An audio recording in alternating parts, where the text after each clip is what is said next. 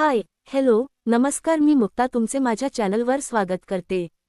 कोकण किनारपट्टीवर नारळाची झाडे मुबलक प्रमाणात आहेत.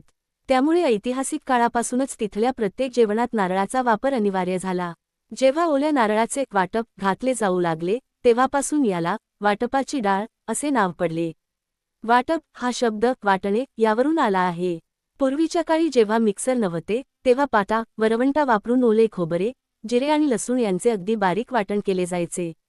या वाटणामुळे डाळीला एक विशिष्ट दाटसरपणा आणि गोडवा मिळतो, जो इतर डाळींपेक्षा वेगळा असतो. कोकणात गणपती उत्सव किंवा लग्नाकार्यात गोड वरण किंवा वाटपाचे वरण नैवेद्याचा मुख्य भाग असतो. हे वरण सात्विक आणि पौष्टिक मानले जाते. पश्चिम महाराष्ट्रात देशावर यात अनेकदा गोडा मसाला वापरला जातो, पण कोकणात फक्त खोबऱ्याच्या वाटणावर भर दिला जातो.